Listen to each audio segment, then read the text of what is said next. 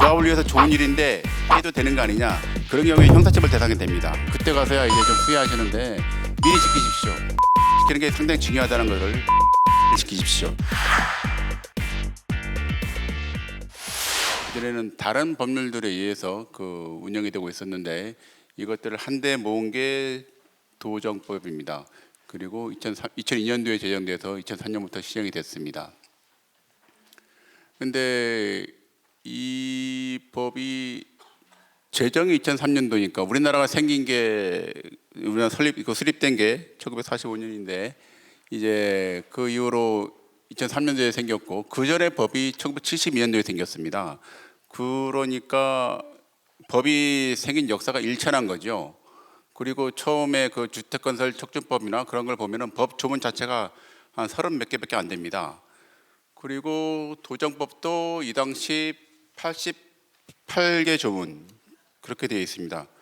그러니까 이 지금 여러분이 하는 이 재건축 재개발 이쪽 사업을 88개 조문이 담당하고 있으니까 얼마나 허술했겠습니까?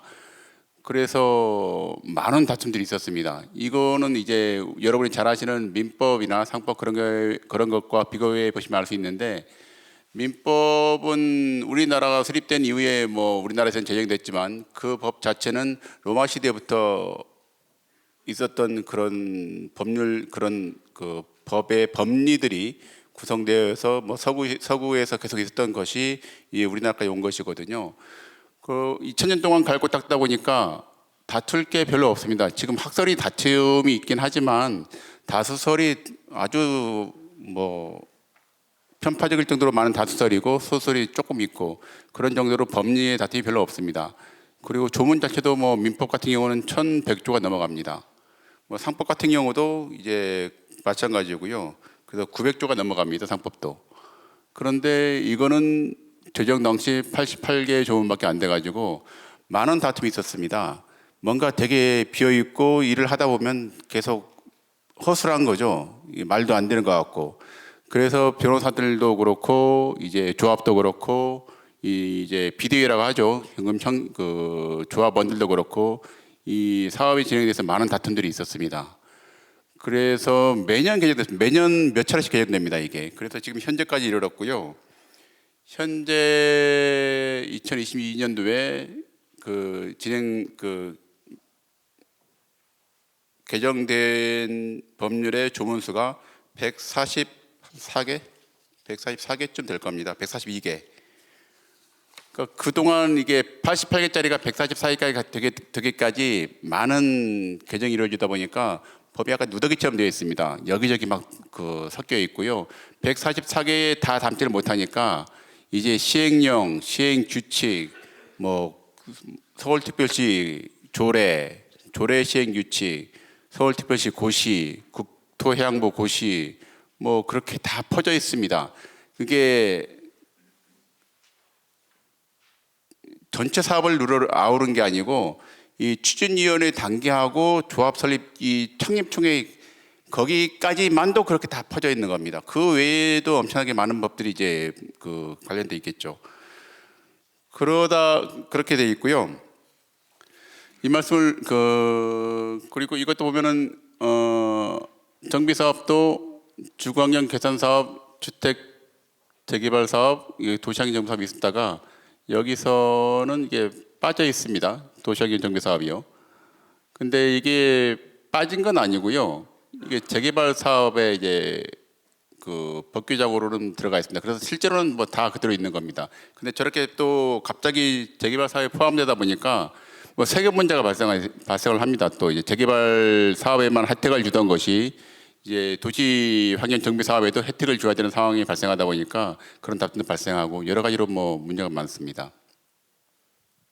그다음 도시정비법의 순서를 보면은요, 이게 기본계획 수립 및 정비구역 지정, 정비사업 시행 방법, 조합 설립 추진위원회, 조합의 설립, 사업 시행 계획, 정비사업 시행을 위한 조치, 관리처분 계획, 공사 완료.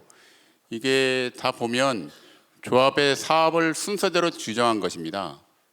이 조합 사업도 조합 사업 추진 절차를 이제 그대로 보면 사업 준비 단계, 시행 계획 단계, 관리처분 단계, 완료 단계 있는데 이 옆에하고 좀 거의 대등하게 이어져 있습니다.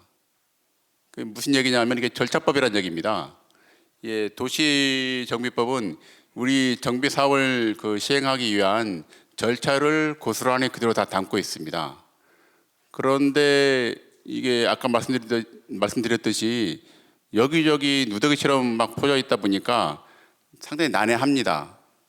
그래서 이거를 이제 일목요연하게 정리된 건 사실 없고요. 여러분들이 보는 이제 관행처럼 진행되는 일들이 사실은 그 모든 관련된 법률들을 다 준수하면서 그나마 이제 적법하게 진행되어 있는 것이고, 그 관행처럼 보이는 사소한 문서들을 여러분이 뭔가 고치려 그러면 그게 정말 고쳐도 되는 것인지 진중하게 판단해 봐야 됩니다. 근데 이 절차법이기 때문에, 그리고 이게 이거를 지키지 않았을 때 많은 문제가 발생합니다. 절차는 이제 그 하자가 승계되거든요. 예를 들어서 사업 시행 계획 단계에서 뭔가 문제가 있었는데 그거를 모르고 분양 신청을 받고 그 다음에 이제 관리처분 계획까지 갔는데 사업 시행 계획이 뭐 취소가 되거나 무효가 된다. 그러면 분양 신청도 무효가 됩니다. 그 전 단계가 무효가 되기 때문에, 하자가 승계되기 때문에요. 그리고 관리처분 계획도 무효가 되고요. 그러니까 이 절차를 지킨다는 게 대단히 중요합니다. 이게 지키지 않았을 때 그 피해가 상당히 큽니다. 그래서 적당히, 아니면 좋은 게 좋은 거다, 그런 거는 대단히 위험한 발상입니다. 그리고 이 절차를 지키지 않았을 때 처벌 규정도 상당히 많습니다. 조합장이나 조합 임원들, 그리고 관련된 정비업체들 뭐 다 처벌 규정이 있습니다. 이거 그만큼 잘 지키라는 얘기가 됩니다. 그래서 지금 제가 오늘 이거 관련해서 상당히 최신 이제 규정들을 넣으려고 했는데, 그래도 뭐 잘못될 수도 있어서 혹시 잘못이 있으면 나중에 말씀해 주시면 좋겠고요. 지금은 일단 제가 할 수 있는 한 최근 걸로 다 정리하기로 했습니다. 제가 담당하기로 한 부분이 이 부분, 조합설 추진위원회 및 조합의 설립 부분이고요. 이 부분에 대해서 좀 보겠습니다. 이거는 이제 추진위 구성 및 운영 단계하고 조합 설립 절차 및 유의사항으로 좀 볼 수 있겠고요. 다음에 추진위 구성은 이사, 위원장, 감사, 그런 구성 인원에 대한 얘기고요. 그다음에 그것이 어떻게 구성되는지 그 절차에 대해서 보고, 이 구성 절차를 지금 서울시는 공공지원을 통해서 진행하고 있기 때문에 공공지원에 대해서 좀 보고요. 다음에 추진위원회가 어떤 일을 하는지 좀 보겠습니다. 그리고 추진위원회가 추진 업무를 하기 위해서는 자기 마음대로 할 수 있는 건 아니고 당연히 절차가 있겠죠. 그래서 추진위원회 회의는 어떻게 개최하는지, 그리고 주민총회는 어떻게 개최하는지, 각 회의에서는 어떤 결의들이 이루어져야 되는지, 그리고 그 내용들은 어떻게 정보가 공개되어야 되는지, 그런 내용들 좀 보겠습니다. 그리고 그러니까 추진위원회가 구성된 다음에 조합 설립 인가를 준비하는 그 단계로 바로 들어갈 텐데요. 그 과정에서 협력업체를 선정하고, 그 협력업체가 사업 계획을 수립하고 추정 분담금을 산출하고 조합 정관안 작성하고, 이 모든 것들을 토지 등 소유자에게 고지하고, 그 이후에 협력업체가 그 동의서를 진구하고 어떤 동의를 맞추는지 그런 내용을 좀 보고, 다음에 이것이 다 끝난 다음에 그 다음에 창립총회를 개최하게 되는데, 창립총회에서는 어떤 업무가 이루어지는지 그 내용을 좀 보겠습니다. 준비 단계로서 그 추진위원회를 구성하기 위해서 그 전 단계로서 이제 기본계획 확인하고, 재건축 사업 같은 경우에는 안전진단 받아야 되고요. 이에 기해서 정비계획을 수립하고 정비구역을 지정합니다. 그 다음에 추진위원회 구성하기 전에 이거 공고를 발급하고 토지 등 소유자 명부를 작성하고 안내문 등을 발송해야겠죠. 그 다음에 구성 절차로서 추진위원회 모집 공고하고 위원회 자격을 검정하고요. 이 모든 게 끝나면 추진위원회 생일 위한 처리를 준비합니다. 운영 규정을 작성하고 동의서 양식을 확정하고 검인 신청하고요. 그다음 검인 동의서 수령하고, 다음에 추진위원회 설립 동의서를 진구하게 됩니다. 여기서 동의 요건 확인하고 토지 등 소유자 과반수 동의를 받아서 추진위원회 승인 신청을 하게 됩니다. 구성에 대해서 좀 보겠습니다. 조합을 설립하려는 경우에는 그 토지 등 소유자 과반수의 동의를 얻어서 조합 설립을 위한 추진위원회를 구성하여 시장 군수 등의 승인을 받아야 한다. 여기서 토지 등 소유자 개념은 이제 사업마다 좀 다릅니다. 그 뭐 다 아시고 계실 것 같긴 합니다만, 재개발 사업의 경우에는 토지 또는 이제 건축물 소유자면 되고요. 재건축 사업의 경우에는 토지 건축물 및 그 부속 토지 모두를 소유하고 있어야 됩니다. 다음에 추진위원회를 대표하는 추진위원장 1명과 감사를 둬야 되는데, 감사하는 인원 제한은 없습니다. 그리고 그 결격 사유에 대해서 이렇게 얘기를 하고 있고요.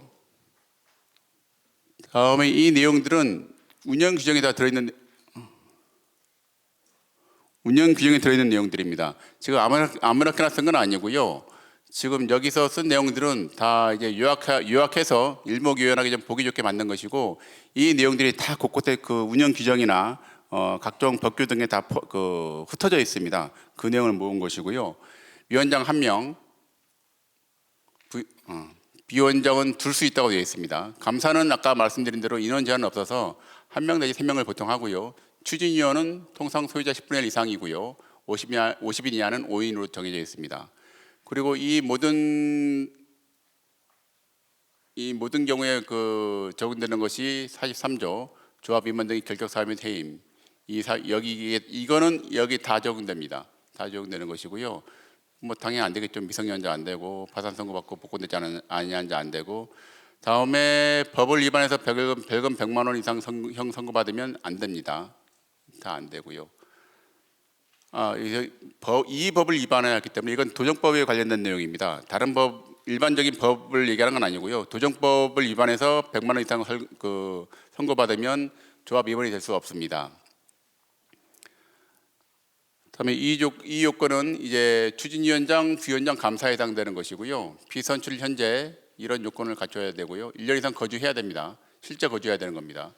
그리고 5년 이상 토지 또는 건축물 소유한 자에 해당되고요. 다음에 추진위원회는 추진위원 자체는 이런 제한이 없습니다. 다음에 임기는 2년이고 임기 만료 2개월 이내에 선임해야 되고, 선임하지 않을 경우 토지 등 소유자 5분의 1 이상이 이런 절차를 거쳐서 이제 위원을 선임할 수 있습니다. 그리고 임기 중 거리된 경우에 추진위원회에서 보궐 선임하면 되고, 추진위원장하고 감사는 주민총회에서 보궐 선임해야 됩니다. 그 임기는 전임자의 잔임 기간에 해당됩니다. 다음 구성 절차를 보겠습니다. 이거는 뭐 뻔한 거긴 합니다만, 먼저 위원장과 감사를 포함해서 위원들의 모집 공고를 하고요. 다음에 추진위원 후보자 신청 접수하고, 위원장과 감사를 선출한 다음에 거기서 이제 동별각을 고려해서 추진위원을 안본하고 추천합니다. 그 다음에 그 신청된 추진위원회 자격 심사를 하고, 여기서 다 이제 확인되면 이분들은 이 목록을 첨부해서 주민동의서를 진구하게 됩니다.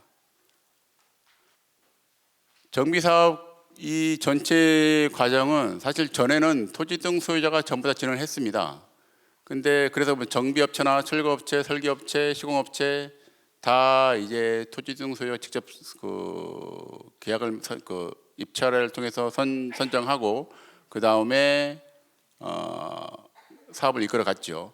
그러다 보니까 자꾸 이런 연계와 개입 이런 표현이 나오는데 좀 문제가 생겼다고 보고 있습니다. 동에서 매수하고 지분 쪼개기 하고 업체와 유찰비료도 있다, 이런 부작용들이 있었고, 이러다 보니까 이제 불만을 가진 사람들이 이제 비대위도 설립하게 되고, 결과적으로 사업이 늦어지면 사업 비용도 증가되고요. 이런 걸 방지하기 위해서 법 118조에서 공공지원 사업을 지금 규정을 했고요. 그 다음에 시도 조례로 이거를 정할 수 있게 했습니다. 그래서 서울시에서는 조합이 시행하는 모든 사업을 이제 공공지원 사업으로 지금 진행하고 있고, 그래서 클린업 시스템이나 지금은 정보몽땅인데 그 클린업 시스템 등에 전부 다 등록을 해야 되고 공공지원 형태로 진행을 하고 있습니다. 그 공공지원의 업무는 처음부터 끝까지입니다. 보면은 추진위원회 구성을 위한 위원 선출 업무, 여기서부터 시작을 해가지고 조합 설립 준비 업무, 추진위원회 조합 운영 및 정보공개 업무 지원 다 있죠. 끝까지. 그러니까 모든 것을 다 지원한다는 얘기입니다. 그래서 종전에는 토지 등 소유자가 진행을 했었는데 현재는 공공지원자인 구청장이 그 추진위원회 구성을 지원합니다. 그래서 정비업체 입찰 및 선정에도 이 규정이 다 따로 있습니다. 설계업체 입찰 및 선정에도 공공지원 설계자 기준이 따로 있고요. 시공자 입찰 및 선정에도 다 따로 있습니다.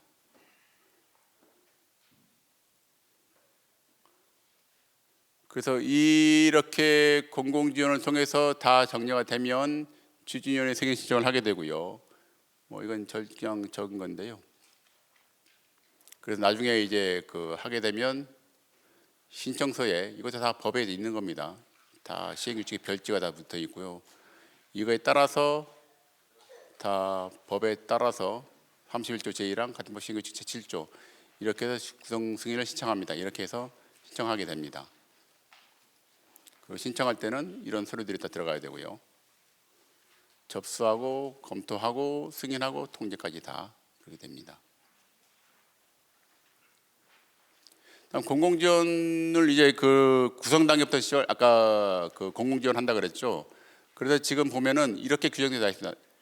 추진위원장 및 감사 선거에 대한 선거관리 기준을 규정할 목적으로 해서 이렇게 공공관리 추진위원회 구성을 위해서 선거관리 기준이 마련되어 있고 그 다음에 공공관리자는 이 선거 사무를 수행하고요. 근데 이거는 직접 하는 건 아니고요.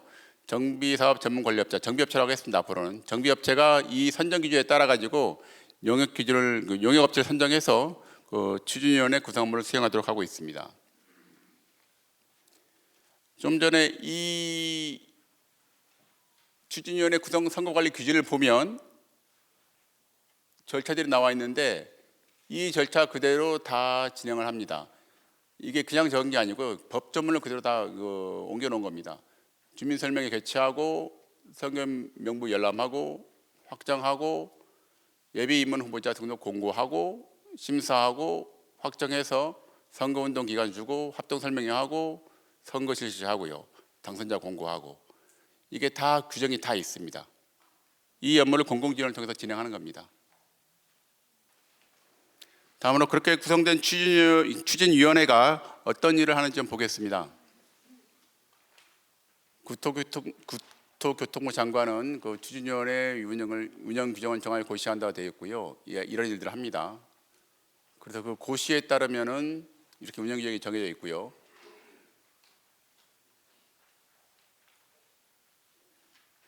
이런 일들을 합니다. 이게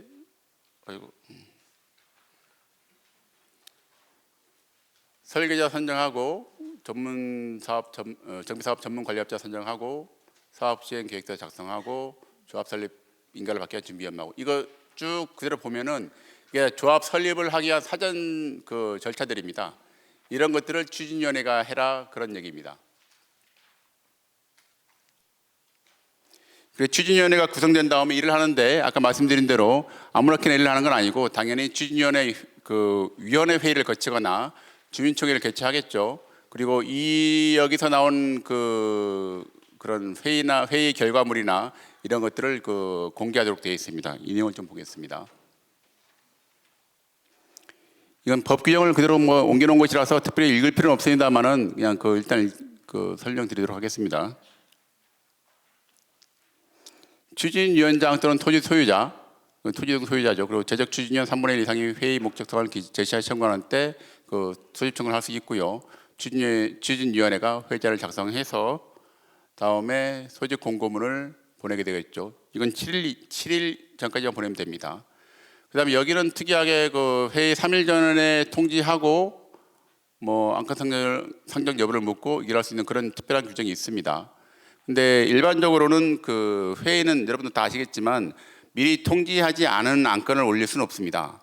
근데 가끔 이제 추진위원회든 대위원회든 이제 진행을 하다 보면 긴급 발의 이렇게 해서 자꾸 안건을 상정하려고 하고 그렇게 해도 된다고 생각하시는 분들이 계신데 그건 실적으로는 무효라고 볼 가능성이 너무 큽니다. 전원이 참석해서 전원이 동의하는 그런 사유가 있다면 혹시 모르겠습니다만은 일반적으로는 다 무효입니다. 그런데도 불구하고 굳이 그렇게 하시는 거는 좀 위험한 일이고요. 그게 어떤 금전적인 문제나 그런 것이 관련돼 있어서 조합에 손실을 끼쳐나 그러면 배임죄 그런 걸로 걸릴 수도 있기 때문에 가능하면 절차를 지키십시오. 아까 말씀드린 대로 뭐 조합을 위해서 좋은 일인데 해도 되는 거 아니냐, 그런 게 아니고요. 일단 절차를 지키는 게 대단히 중요합니다. 절차를 무시해서 생기는 폐해가 더 크지, 지켰을 때 좀 지연된다고 해서 다시 열면 되는데 왜 다 그냥 긴급하게 합니까? 다시 하면 되는데요. 그런 일은 하지 마시고 절차를 지키는 게 상당히 중요하다는 것을 꼭 인식해 주시기 바랍니다. 다음에 추진위원회 회의 준비하고 개최하고요. 이 결 사항은 제적기관 과반수 출석, 그리고 그 추수기관 과반수 찬성으로 의결한다. 위원은 서면으로도 출석해서 의결권 행사할 수 있습니다. 다음에 회의록 및 의사록 작성. 여기는 그 법 규정에는, 운영 규정에는 이사록만 되어 있습니다. 근데 여기 저희가 회의록 및 의사록 작성했었는데, 이것도 지금 뭐 이거는 사실 클린업 시스템, 지금은 정보몽땅이죠. 거기에도 보면은 이거 회의록 및 이사록, 거기 속기록가 되어 있습니다. 속기록 및 이사록. 약간 보면은 이제 회의록은 저 속기록이라는 말로 쓰기도 하는데요. 그 법 조문이나 이제 운영 규정에 보면 회의록이라는 표현도 들어갑니다. 그래서 회의록과 속기록, 뭐 의사록이 어떻게 다른지 약간 좀 의문은 있는데, 관행처럼 이렇게 회의록은 속기록처럼 쓰이고 있고요. 그리고 의사록은 이렇게 그 별도로 약간 요약한 그런 그 요약문, 개회 및 폐회 시간, 참석자 수, 안건별 가결 부결 결과, 심의 내용, 이렇게 기록되어 있습니다. 근데 지금 저희들이 실무를 보면 의사록을 공개한다고 해서 공개하는데, 어떤 식이냐면 찬반 토론이나 누가 어떤 발언을 했는지 전혀 기재하지 않고, 단지 어떤 그 안건이 상정됐고 그 안건이 이제 통과됐는지, 가부 몇 표인지 그 정도만 기재해서 이제 공개하는 사례가 꽤 됩니다. 근데 그런 경우는 의사록, 정상적인 의사록 공개가 아니라고 법원이 명백하게 밝히고 있고, 그런 경우에 형사처벌 대상이 됩니다. 그렇기 때문에 아까 말씀드린 관행처럼 클린업 시스템에 회의록 및 의사록 공개를 하도록 되어 있고, 이렇게 속기록 자체를 만들어서 이것도 공개하고 이것도 공개하도록 하고 있습니다. 그렇게 해야 안전하고 다치지 않아서요. 그래서 서울시에서는 그래서 이런 문제는 별로 안 발생합니다. 서울시에서는 이제 그 정보몽땅에서 전부 관리를 하고 있기 때문에 이게 다 올라가요. 안 하는 조합이 별로 없습니다. 다 올라가는데, 지방, 서울만 벗어나도 이게 잘 안 돼서 처벌받는 사례들이 꽤 될 겁니다. 실제로 형사 고소, 고발도 많이 이루어집니다. 다음 주민총회 개최에 대해서 보도록 하겠습니다. 이것도 마찬가지로 이제 주민총회는 토지 등 소유자 전원으로 구성된 총회를 말합니다. 위원장이 필요하다고 인정하면 개최하고요. 토지 등 소유자 5분의 1 이상이 목적사항 제시해서 청구하면 또 합니다. 추진위원 3분의 2가 또 개최를 해도 하고요.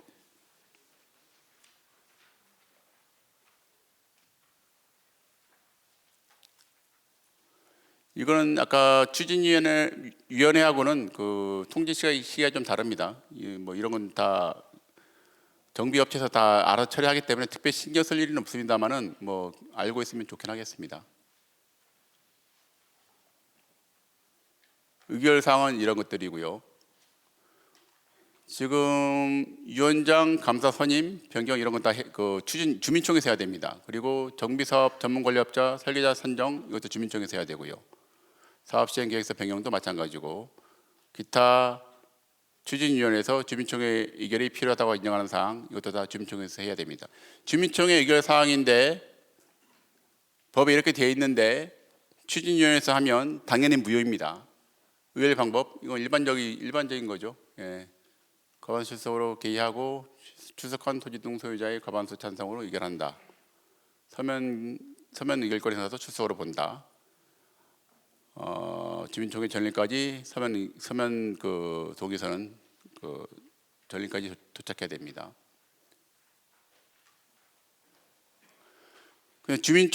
추진위원회 주민총회에 대해서는 약간 특별한 규정이 있습니다. 그 주민총회 소집 결과, 추진위원회 단계에서는 관심이 많지 않아 가지고 이제 주민들이 잘 안 모일 수가 있습니다. 그런 경우를 대비해서 있는 규정인데요. 소집 결과 정적수에 미달되는 때는 재소집해야 되고, 재소집 경우에도 정적수에 미달되는 때에는 추진위원회 회의로 주민총회를 가름할 수 있다, 이런 규정이 있습니다. 이건 주민총회 의결 사항이고 이건 추진위원 의결 사항이고 이건 구분해야 되고요. 예, 중요한 내용입니다. 다음은 아까와 같은 그런 내용들을 공개해야 되는 규정에 대해서 보겠습니다. 이건 법에 있는 내용입니다. 법 120조에 정비사업의 정보 공개에서 매년 1회 이상 인터넷과 그 밖의 방법을 병행해서 공개해야 된다. 다음 공개 방법 및 시기에 등에 대해서는 시도 조례로 정한다. 그 다음에 서울시 조례에서 이런 내용들을 규정하고 있고요. 종합정보관리 시스템, 이게 정보공개당을 얘기하는 겁니다. 근데 120조에만 있는 게 아니라 124조에도 있습니다. 이 정보공개 규정이요. 그래서 거기는 이제 다른 규정을 통해서 어떤 특정한 이제 서류들을 이제 작성된 지 15일 이내에 다 공개하도록 그렇게 의무장을 두고 있고, 그걸 어기면 다 형사처벌 받습니다.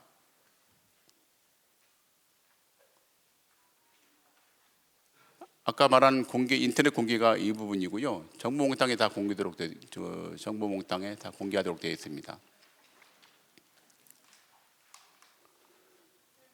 이 정보몽땅 홈페이지도 그냥 운영되는 게 아니라 운영 지침이 있습니다. 이것도 다 봐야 되고 참고해서 여기 따라야 됩니다. 이 내용들이 이 운영 지침을 보면은요. 운영 지침에 이 표가 그대로 다 들어 있습니다.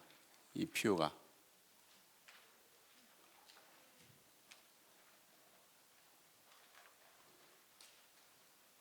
공개되어야 되는 그런 회의에 대해서 보겠습니다. 주민총회, 추진위원회 다 들어가고, 다음에 15일 이내 공개가 의무입니다. 회의록이요. 다음에 의사록 말씀드렸죠. 회의 속기록 이거 다 공개해야 된다고. 근데 여기 좀 영상 자료가 있는데요. 그냥 동영상을 회의할 때 찍는 경우가 필요에 의해서 찍는 경우가 가끔 있습니다. 근데 이거는 저희는 공개하지 말라고 합니다. 이거는 개인정보법 위반 우려가 있어가지고 공개하지 않도록 하고 있고요. 이거를 공개하는데도 사실 보지 못했습니다. 근데 저희가 이게 왜 여기 들어갔는지 의문이 있어가지고 서울시의 담당자한테 질의를 했는데 개인정보법까지 고려하지 못한 것 같고, 이게 지금 담당자가 지금 담당하는 분이 이거 제정 당시부터 이걸 보진 않았을 테니까요. 그래서 지금 이게 왜 들어갔는지는 자기는 잘 모르겠다 그렇게 얘기를 했습니다. 이건 안 들어가는 게 영상 자료는 사실 공개하지 않는 게 맞겠습니다.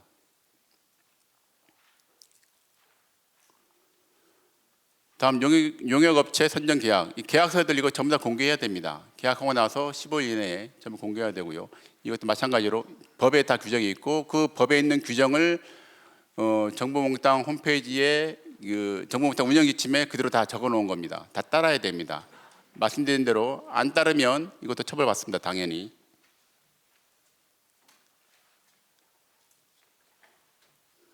다음 자금 운용에 대한 이런 내용들, 월별 입출금 내역, 이거 전부 다 그대로 공개해야 되는 것이고요.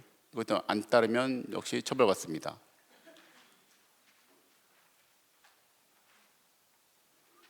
관공서와 이제 주고받은 이제 그런 문서들, 이것도 마찬가지로 공개 대상입니다. 벌금 100만 원, 아까 벌금 100만 원이면, 도정법 위반으로 벌금 100만 원이면 조합 임원이 당연 퇴임 사유입니다. 그러다 보니까 저게 어기는 게 다 벌금형이긴 합니다. 벌금형이긴 하고 30만 원, 50만 원, 70만 원 이렇게 나오기도 하는데 한두 번은 이제 100만 원 이하가 나올 수 있겠는데요. 이것도 마찬가지로 여러 번 위반하면 100만 원 이상으로 벌금 선고합니다. 그렇기 때문에 조합 임원들이 이제 이 부분은 대단히 신경 써야 되는 부분이고요. 실제로 지방에서 위반한 사례를 잘 모르고 상당한 기간 동안 몇 년씩 그대로 두면은 벌금 몇백만 원씩 나오기도 합니다. 그러면 바로 퇴임입니다. 그거는요. 그래서 대단히 중요하고요. 다음에 구청에서 이제 실태조사를 나오는데 실태조사 나와서 이 부분도 당연히 검토 대상이고 이런 걸 어겼을 때는 직접 고발도 합니다. 그렇기 때문에 주의하셔야 됩니다.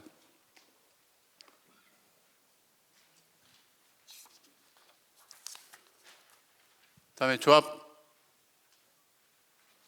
조합의 구성 운영에 대해서 계속 보겠습니다. 다음 추진위원회가 이제 그 다음부터 이제 본격적으로 일을 하는데요. 이런 일들을 하게 됩니다. 협력업체를 먼저 선정하고요. 정비사업 전문 관리업자, 설계자, 도시계획업체 등을 선정하게 됩니다. 그리고 이 선정된 이제 협력업체들이 사업계획을 수립하고 조합정관을 작성하게 됩니다. 정부교육 지정 고심을 이제 기초로 해서 조합 설립 동의서에 있는 내용, 사업계획, 뭐 건축계획, 공사비, 사용사업비 이런 거 전부 계산해 가지고 수립하게 되고 구역 현황에 맞게 정관도 작성하게 됩니다. 그 다음에 이걸 기초로 해서 조합 설립 동의서를 진구하게 되죠. 그리고 뭐 이거는 이제 진구하는 과정에서는 이거 마찬가지로 이거 다 주체는 추진위원회지만 일을 하는 건 다 협력업체죠. 그 사업 방식에 따라서 동의를 확인하고 장립총회 소집 공고 이전까지 동의를 다 충족해야 됩니다. 그리고 나서 다 준비되면 그 다음에 창립총회를 개최하게 되는 것이고요. 창립총회 때 해야 되는 일들이 이런 것들입니다. 조합정관을 제정하고 조합 업무 규정을 또 제정하고 이거는 이제 그 표준 규정이 있는데 조합에서 이걸 만들어야 됩니다. 그리고 조합 임원들 선임하고요. 예산비, 사업 예산 성립하고요. 그다음 이거 하고 다 하고 나면 당연히 그다음 조합 설립 인가 신청을 들어가겠죠. 예.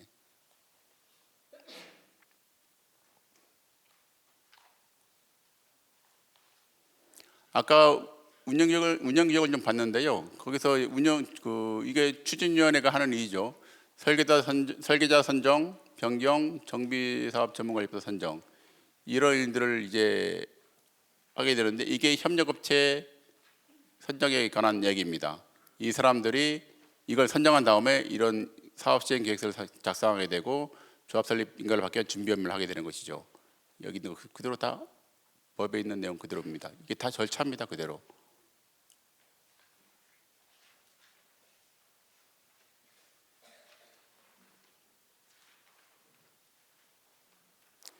조합 설립 동의서에는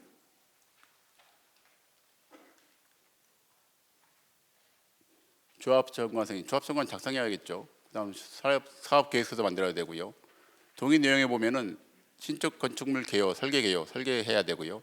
공사비 등도 선정해야 됩니다. 이거는 조합이 할 수가 없습니다.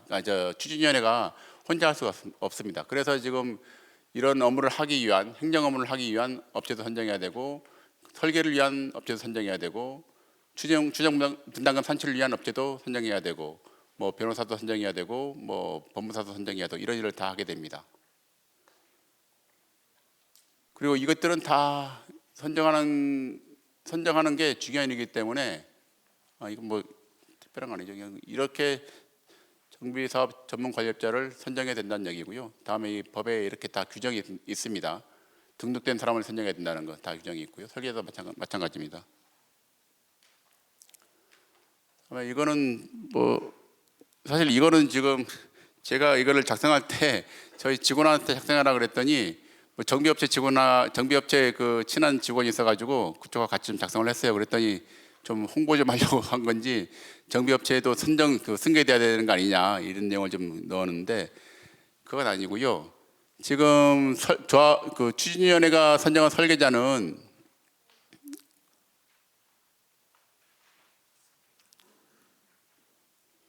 조합에서도 그대로 승계 가능하다는 게 유권 해석입니다. 근데 이거에 대해서 아직 판례문제가 많이 못 봤습니다.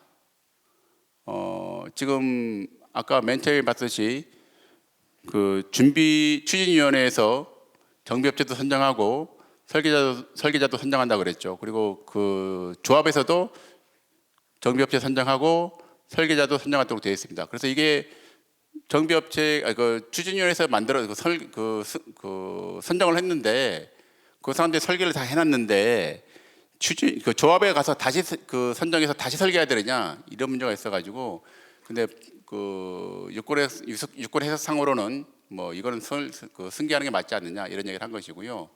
근데 추진위원회에 대해서 정비업체에 대해서는 정비업체가 추진위원회에서 계약한 거는 추진위원회 업무만이지 조합 업무를 진행하도록 계약한 건 아니다. 만약에 조합 업무까지 진행하도록 정비업체가 추진위원회 단계에서 계약을 했다면 그거는 추진위원회 업무를 벗어나서 이제 계약을 한 것이기 때문에 승계될 수 없다. 이런 그 고등법원 판례가 작년에 나왔습니다. 그리고 그 고등법원 판례가 대법원에서 심리불속행으로 확정이 돼가지고요.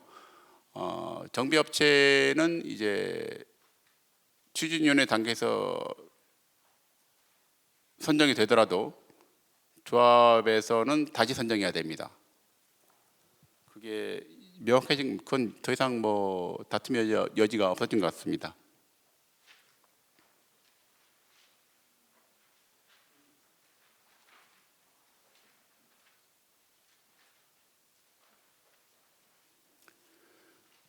다음은 협력업체를 선정하는 과정의 그 절차에 대해서 좀 보겠습니다. 지금 협력업체를 선정하는 거는 대단히 까다롭습니다.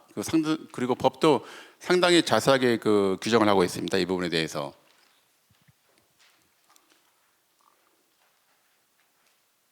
추진위원장은 이 법 또는 다른 법령에 특별한 규정이 있는 경우를 제외하고는 계약을 체결하면 일반 경쟁에 붙여야 한다.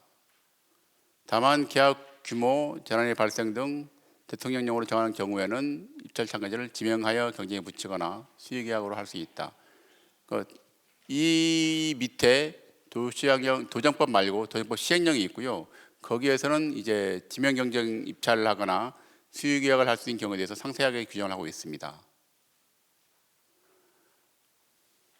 다음에 일반 경쟁 방법으로 계약을 체결하는 경우로서 대통령령으로 정하는 규모를 초과하는 계약은 이 전자조달 이용 및 촉진에 관한 법률, 여기서 국가종합 전자조달 시스템, 이건 나라장터를 얘기하는 겁니다. 이걸 이용해서 하여야 한다라고 되어 있고요.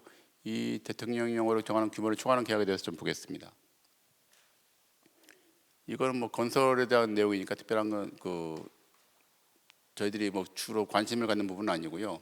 이 부분에서 많은 실수들을 합니다. 추정 가격 2억 원을 초과하는 물품 제조, 구매 용역, 그밖에 계약. 이거를 2억 원을 넘을 때는 반드시 나라장터, 이게 누리장터와 나라장터가 있는데 누리장터는 이제 민간 조합이 입찰을 공고할 때 쓰는 그런 것인데 여기 입찰 공고하면 나라장터에 연동됩니다. 나라장터에는 이제 입찰을 하는 기관, 뭐라고 그러죠? 여기서 이제 입찰이 실제로 이루어집니다. 그리고 여기서 봐야 되는 게 수의계약으로 실제로는 이제 뭐 저희 변호사 같은 경우는 수의계약이 많이 이루어지거든요. 수의계약으로 할 수 있는 금액은 5천만 원 이하입니다.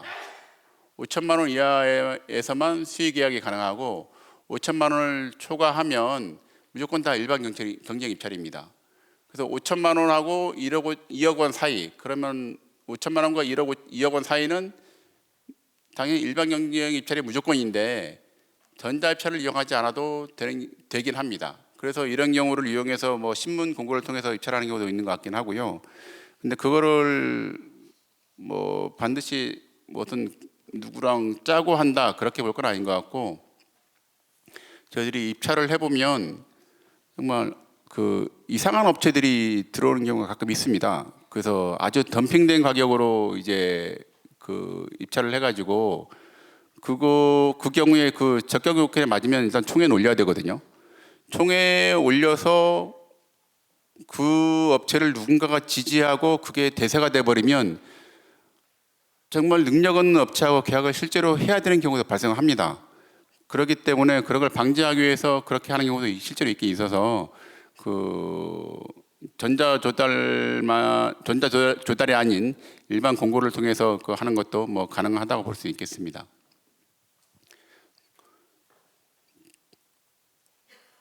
다음에 여기서 약간 이 PPT에 없어서 말씀드리는데요. 이 계약은 총회에서 조합의 경우에 총회에서 항상 사전 결의를 해야 됩니다. 지금 저희들이 이제 하다 보면 조합장님들이나 추진위원장님들이나 이제 임원들이나 바쁘다고 급하다고 일단 계약하고 나서 취임받으면 안 되냐 그런 얘기를 하시는데요. 그건 다 법 위반입니다. 사전 결의라 해야 되고 사후 결의는 절대 안 됩니다. 그렇게 되면 그게 사소하게 급하다고 한 것 때문에 실제로 그 형사처벌을 받을 수 있기 때문에 절대 그래서는 안 됩니다. 그리고 예산이 없는 경우에는 반드시 총회에서 하는 총회 결의라도 이제 그 대의원의 많은 위임해서 대의원에서 결의를 할 수 있거든요. 근데 예산이 없으면 대의원에서 결의를 못 합니다. 그래서 그것도 잘 봐야 되는데 예산이 없음에도 불구하고 일방적으로 그 대의원에서 하는 게 간편하다고 그래서 그 총회 결의를 이제 대의원에서 결의를 하고 계약을 체결했다가 나중에 처벌받는 경우도 있습니다. 실제로. 그리고 여기서 말하는 예산은 예비비도 포함이 됩니다. 그래서 예비비가 있으면 조정할 수 있기 때문에 예비비 한도 내에서는 예비가 남아 있으면 예산이 없는 게 아니라 있는 것이고 그 경우에는 이제 그 대의원에서 결의를 해도 상관없습니다. 그리고 조합마다 계속 물어보는 것이 여기서 말하는 추정 가격 2억 원이 부가세 포함 금액이냐 계속 물어보시는데 이건 부가세 별도 금액입니다. 그래서 이거는 2억 2천만 원이라고 보면 되겠습니다. 부가세를 별도로 한다면은요. 아까 말씀드린 수의계약도 5천만 원이 부가세 별도이기 때문에 5,500만 원이 되는 것이고요.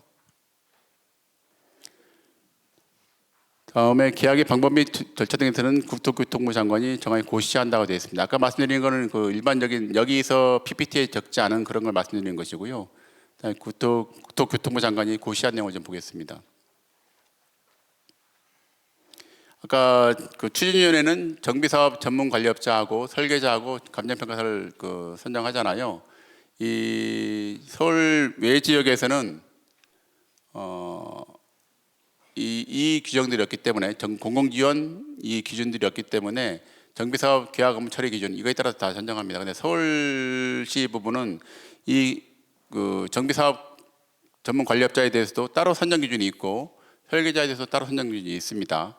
그래서 근데 여기는 이제 이것만 단독으로 적용되는 건 아니고요. 여기에 없는 규정들은 정비사업 계약 업무 처리 기준 이거에 따르도록 되어 있습니다. 그래서 이거는 다 같이 봐야 됩니다. 그리고 감정평가업자에 대해서는 이런 공공지원 이 규정이 없거든요. 그래서 이 정비사업 계약 업무 처리 기준 이거에만 따라서 하면 되는 것이고요.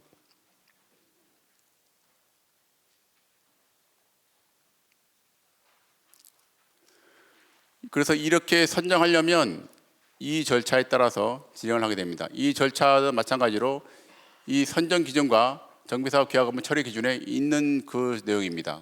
이거 그대로 따라야 하고 그대로 안 따르면 이것도 마찬가지로 무효의 위험이 있습니다. 안 따른 경우는 못 봐서 실제로 뭐 사례가 된 것도 못 본 것 같고요. 다 따르는 것 같습니다. 그리고 이 세 개는 반드시 총회에서 결의를 해야 됩니다. 이 정비사업 전문관리업자하고 설계자는 이제 기준에 총회에서 선정하도록 되어 있는데 감정평가업자는 약간 숨어 있습니다. 어디서 이걸 찾아야 되는지 모르겠는데 찾다 보면은 규정이 나옵니다. 그래서 이것도 마찬가지로 총회에서 해야 되고요.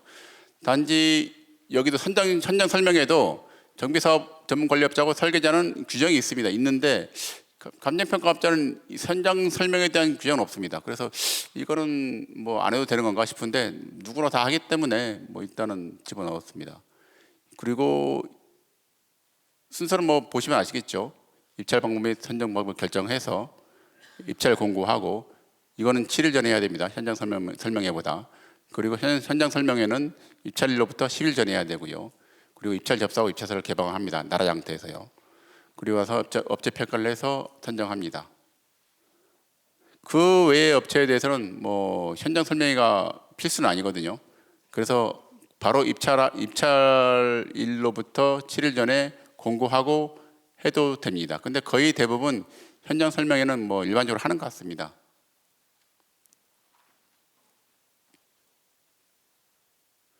아까처럼 이제 협력업체로 선정된 다음에는 이제 그 협력업체가 다음 하는 일로서 사업계획을 수립해야겠죠. 그 추진위원회 업무 중에 바로 있는 거였습니다. 근데 여기서 이제 추진위원회에서 수립하는 사업계획은 확정적인 사항이 아닙니다. 그 조합 설립 동의서에 진구할 때 동의서에 그 요건들이 다 있잖아요. 아까 보셨듯이 그 내용을 기재할 만한 내용으로 확정 짓는 겁니다. 그래서 실제로는 조합 설립 동의서에 있는 내용이 사업 시행 계획하고 다를 수 있습니다. 당연히 다를 수밖에 없겠죠. 나중에 그 실제로 진행하는 과정에서 의견들을 수렴해서 진행하기 때문에 그럴 수밖에 없습니다. 이것도 마찬가지로 그냥 뭐 이렇게 진행한다 그러는데 이거 변호사가 할 얘기는 아닌 것 같고요.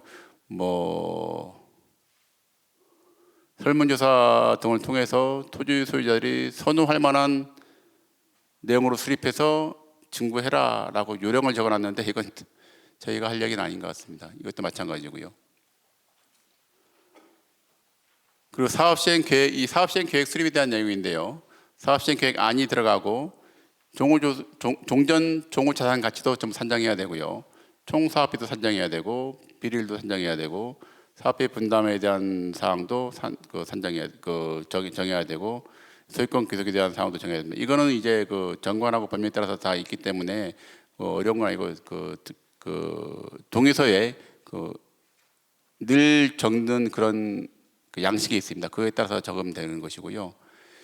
이 부분은 뭐 저희가 관여하진 않아서 어떻게 변호사들이 관여하진 않아서 어떻게 처리되는지 모르겠는데 다 계산해 가지고 다 이제 사업계획에 포함시켜 놓습니다.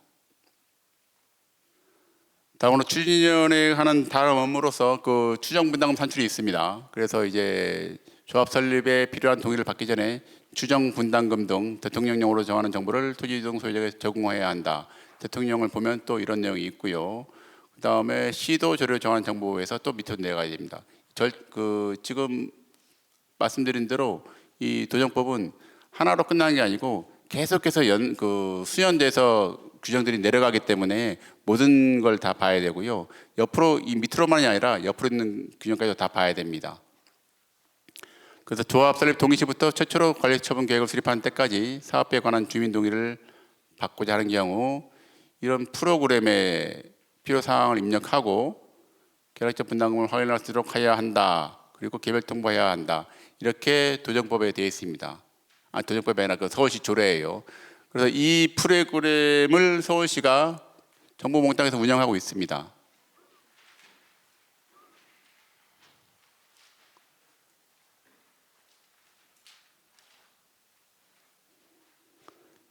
이건 제가 해보진 않아서 뭐 실제로 운영은 안 해봤고요.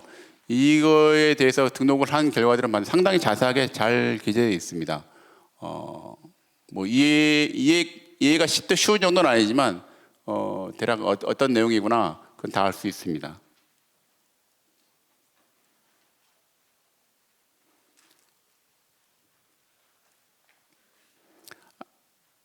조금 상세히 적은 건데요. 도정법 35조 10항 및 같은 법 시행령 32조에 이거에서 동의서 진구하기 전에 추정 분담금을 산출해서 통지해야 된다. 산출과 관련해서는 수립된 사업 계획을 토대로 하여 탁상 감정을 진행한다. 감정평가업자가 직접 수행해야 되는 것은 아니나 일반적으로는 감정평가업자 선정해서 진행합니다.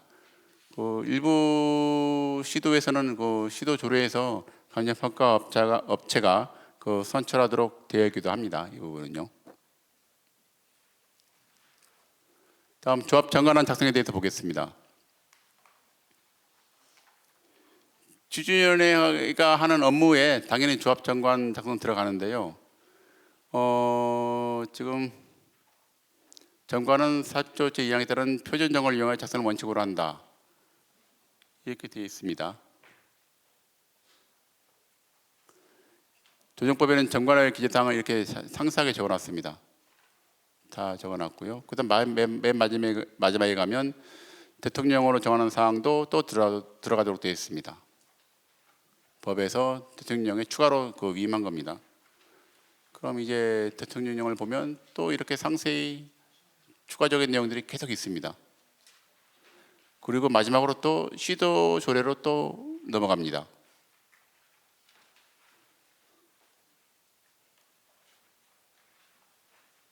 시도 조례에 보면 또 이렇게 상세하게 내용이 되어 있고 이게 다 들어가야 됩니다.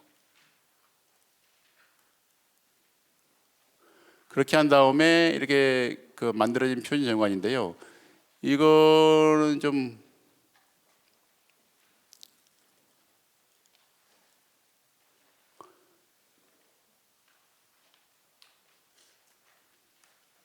조합정관안을 국토교통부에서 고시하는 표준정관을 토대로 당해 사업 구역에 맞게 작성해야 돼야 되는데 하도록 되어 있는데 이거는 지금 오래된 내용이고요. 지금 법은 개정돼서 이 표준정관을 시도지사가 작성할 수 있다라고 되어 있습니다. 작성해서 교부할 수 있도록 되어 있고요. 그런데 지금 그걸 만든 곳이 없는 것 같습니다. 서울시는 당연히 지금 안 만들어져 있어서 표준정관이 없습니다.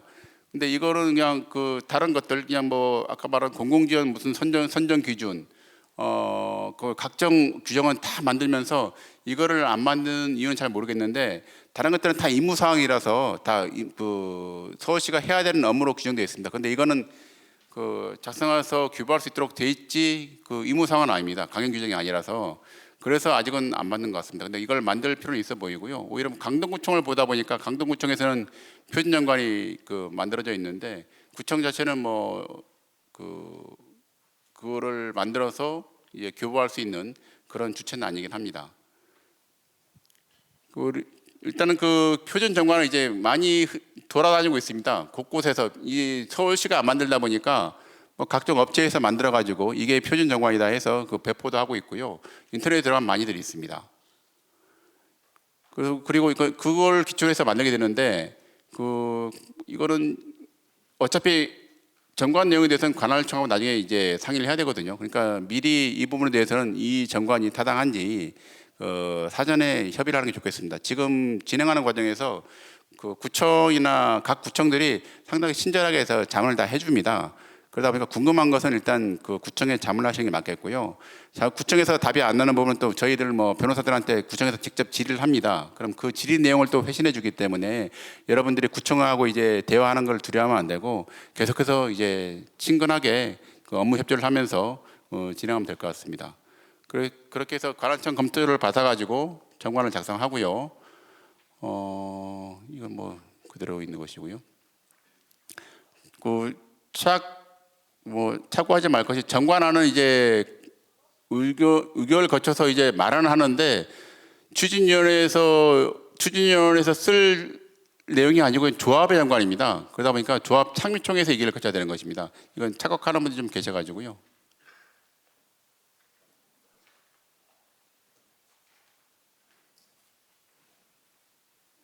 다음에 이것들이 다 마련되면 토지 등 소유자의 고지를 해야 됩니다.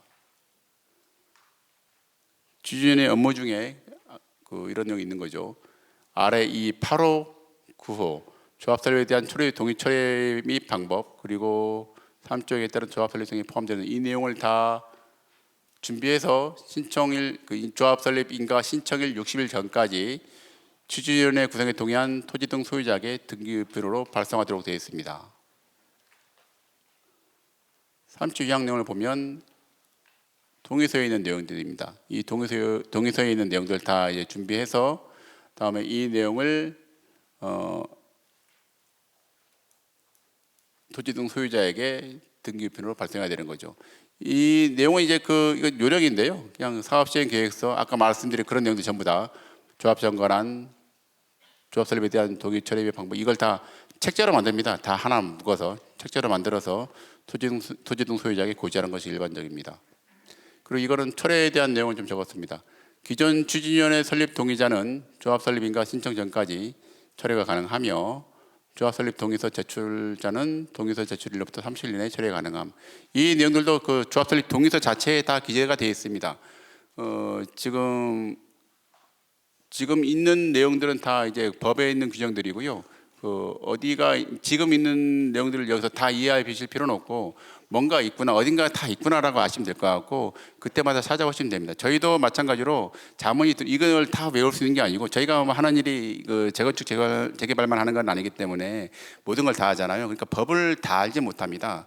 그래서 법에 관련돼서 문제가 생길 때마다 그 법 규정이 어디쯤 있는 걸 알고 있기 때문에 그 법 규정을 일일이 찾아가지고 해석을 하는 것이죠. 가끔 이제 텔레비전 보다 보면은 변호사나 검사나 범죄를 저지르고 나서 나 그 법이 있는 줄 몰랐다 얘기하잖아요. 근데 그게 거짓말이 아니고 다 그렇습니다. 실제로 그 법전을 보면 대법전이라고 그래가지고 그 편찬되는 거 보면 아주 깨알 만한 것으로 한 이 정도 두께가 나옵니다. 거기 있는 법을 우리가 다 알 수가 없죠, 당연히. 그래서 모르는 경우가 실제로 많습니다. 근데 문제는 법을 몰랐다고 해서 그 행위가 처벌을 안 받는 건 아니고, 법을 몰라도 그거는 이제 처벌이 면제되는 게 전혀 아닙니다. 무조건 처벌됩니다.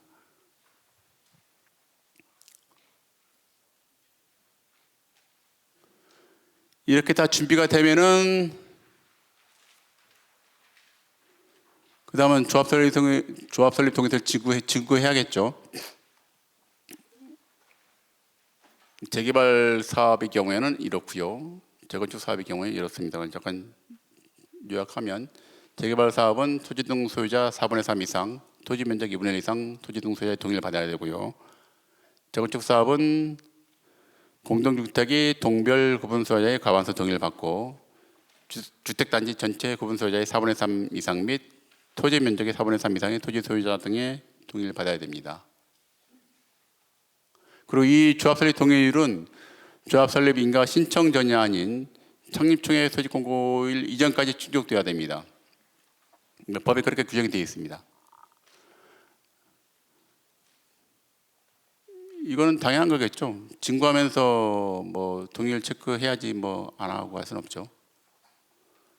이거는 좀 오해 소지가 있는데요.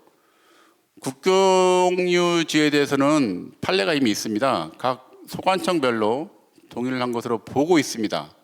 그래서 실제로는 뭐 국경유지에 대해서는 소관청별로니까 이게 뭐 기획재정부, 그러면 기획재정부나 국토부, 뭐 그러면 그것들이 다 하나의 소유자가 됩니다. 그렇게 그 계산을 하고 있고요. 그런 경우에는 이제 특별히 반대 의사를 밝히지 않는 이상 그 판례가 동의한 걸로 보고 있습니다. 근데 이거는 뭐 그럼에도 불구하고 민원을 많이 제기한다고 하더라고요. 그 조합원 현금 청산을 바라는 사람, 아니 비대위 쪽에서. 그래서 뭐 민원 때문에 진구하는 게 좋다라고 하는데, 이거는 뭐 실제로는 말이 안 되는 거긴 하죠. 다음에 존치구역 내 토지 등 소유에도 진구를 해야 되고요. 지금까지 그 운영 규정을 살펴보면 다 봤죠. 그 설계자 선정하는 거 봤고요. 정비사업 전문관리업자 선정하는 거 봤고요. 사업시행 계획서 작성하는 거 봤고, 조합 설립 업무 인가를 받기 위한 업무, 지금까지 계속 그걸 본 것이고요. 운영 규정 작성했고요. 정관 초안 작성했고, 동의서도 진구했고, 이제 할 일이 창립총회 준비하고, 다음에 그 밖에 추진위원회가 해야 될 거, 그렇게 하면 되겠죠. 창립총회는 이런 일들을 해야 됩니다. 이게 쭉 순서대로 내려오는 거죠. 정비법, 이 법이고요. 도정법이 있고, 그 밑에 시행령이 있고, 그 밑에 또 시행규칙이 있고, 다음에 시도조례가 있고요. 시도조례 시행규칙도 있고요. 그 밑으로 조합장관이 있습니다. 그 조합에서 만든 또 업무 규정이 있습니다. 이 외에 각종 행정규칙들이 있고요. 그 좀 전에 본 이제 그 운영 규정, 그런 것들은 다 이 밖에 있는 것들입니다. 그리고 이 지금 말씀드리는 것은 조합에서 해야 되는 일입니다. 조합 내부에서 만들어야 되는 규정들. 선거관리 규정, 예산회계 규정, 행정업무 규정, 의사진행 규정, 이런 게 있습니다. 이걸 이제 만들어야 됩니다. 이게 보면 그 정비사업 조합 그 공공지원 관련 규정집이 있는데요. 이게 다 상세에 다 들어 있습니다. 지금 말씀드린 게 여기 다 들어 있긴 합니다. 그 과정 거기서 지금 봐야 되는 것들이 표준 선거관리 규정, 그다음에 예산회계 규정, 그다음에 표준 행정업무 규정, 그다음 의사진행 규정, 이걸 만들어야 되는 겁니다. 지금요. 지금 이거 세 개는 필수 제정입니다. 그리고 강행 규정입니다. 근데 요거 이사 진행 규정 있잖아요.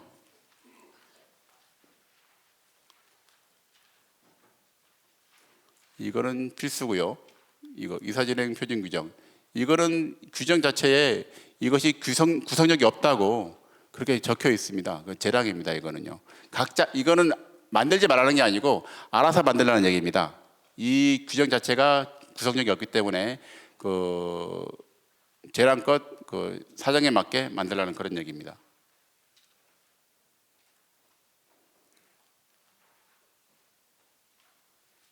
조례 정관 등의 규정을 종합적으로 검토하고 실정에 맞게 작성 복합 규정으로서 다른 기준에 우선하여 적용함을 원칙으로 강행 규정입니다. 부재 성역 관리 규정이요. 이 내용들이 적혀 있고요.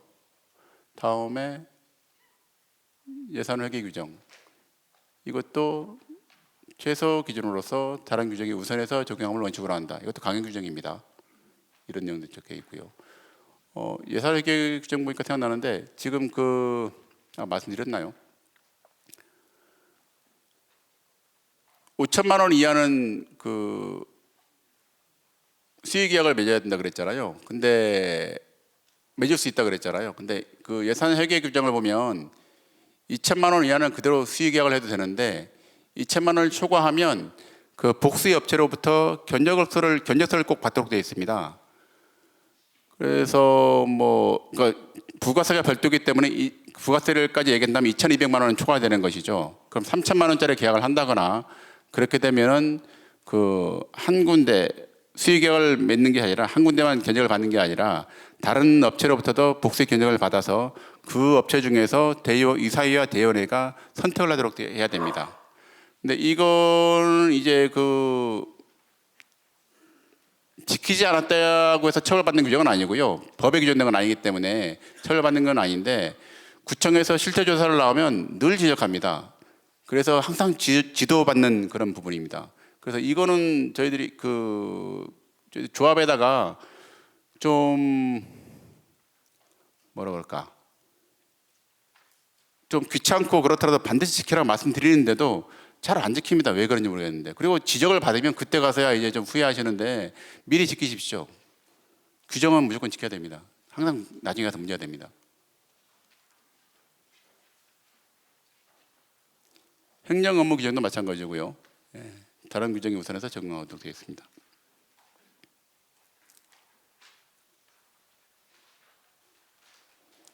이것이 다 완전히 이제 모든 걸 다 규정한 게 아니고요. 이게 표준 규정입니다. 표준 규정이라서 이걸 기초로 해서 구역 현황에 맞게 새롭게 작성을 합니다. 그래서 이거를 총회 전에 추진위원회가 해야 되는 겁니다. 그리고 입대위원회 입후보자 모집을 해야 되는 것이고 이건 일반적인 거겠죠. 추진위원회에서 선관위 만들어서 이제 입대위원회 공고하고 다음에 선거까지 실시해서 하는 거예요. 다음에 임원 규정입니다. 임원은 이런 조건들을 준수해야 됩니다. 근데 요즘 이게 자꾸 이거를 실수하는 분들 계신데 조합장은 2019년에 개정된 법인데요. 조합장은 선임일로부터 관리처분인가 받을 때까지 정부에서 거주해야 됩니다. 이거 안 하고 그냥 관리처분 인가 이전에 살짝 이사를 했다가 그랬다가 이제 조합의 비대위나 그런 데로부터 이제 업무 정지를 받거나 그런 사례가 실제로 발생합니다.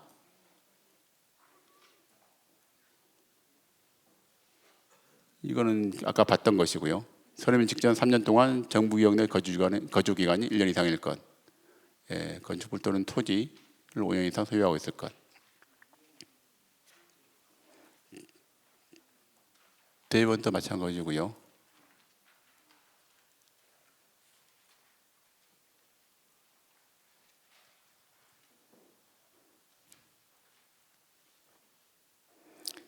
이걸 왜 적었냐면 이것도 규정에 있습니다. 조합장의 경우에는 혼자 단독으로 출마했더라도 상임총회에서 가보는 꼭 거쳐야 됩니다. 찬반은 물어야 되고요. 그리고 그 외에 다른 임원들, 조합장 말고 다른 임원들은 후보자 수하고 이제 모집 인원 수가 같으면 그런 무투표 당선으로 처리하고 있습니다. 그래서 이렇게 모집 인원 수보다 초과하는 후보자가 더 많은 경우에 그런 경우에는 창립총회에서 투표를 결정합니다.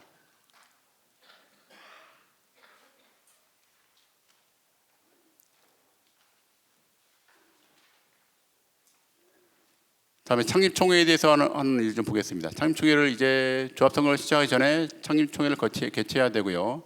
14일 전까지 이렇게 공개하고 등기부편으로 발송을 해야 됩니다. 안건 등을요. 다음에 이런 일들을 처리합니다. 조합 점검 확정하고 임원 선임하고 대의원 선임하고 다음에 필요한 사항 이걸 좀 보려는 건데요.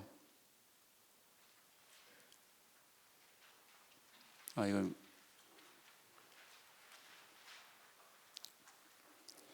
청입총회는 이 안건들이 다 들어가 있습니다.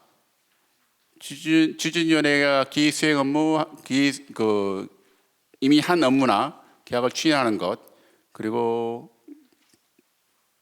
조합 설립에 동의하는 것, 조합 정관 제정하는 것, 조합 업무 승인하는 것, 이 규정들 아까 말씀드린 거 이거 추진하는 것, 임원 선출, 대의원 선출 이건 잘못된 것이고요. 이 내용들이 기본적으로 들어갑니다. 이것도 뭐 관행처럼 돼 있는데 이거를 다 하게 되죠.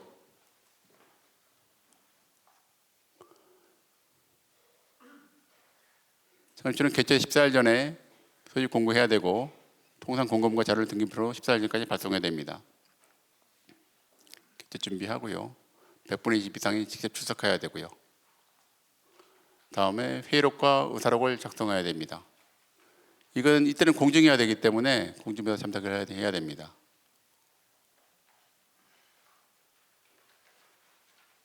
다음 마지막으로 이제 다 완성되면 조합 설립 인가를 신청하는 단계가 되겠죠.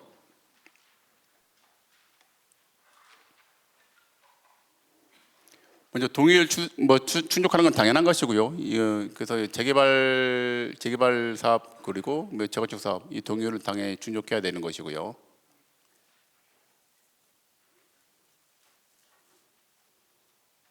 다음에 동의서 내용 다 작성해야 되는 것이고 이미 다 준비한 겁니다. 지금까지 추진위원회가 다 이 일을 한 거죠. 지금까지 건축물 설계 계획 작성하고 사업비 계산했고 분담 기준 계산했고 이 내용을 다 썼고 조합정관 마련했고요.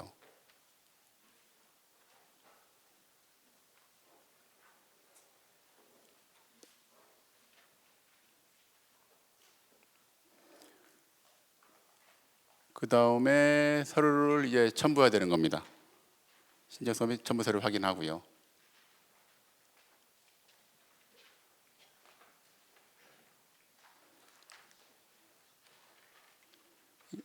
다 법에 다 있습니다. 다 법에 있는 거 그대로 다 진행하는 겁니다. 이 내용들 다 적어가지고 내역, 동의사항, 동의를 다 적어가지고요.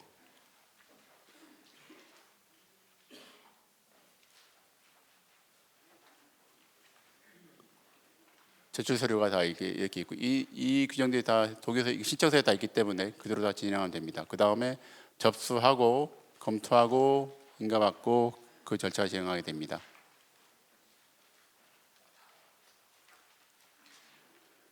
인가 관련된 처리 기간 보통 30일인데 그 보완 기간은 사집하지 않기 때문에 실무적으로는 한 2, 3개월 정도 걸리는 것 같습니다.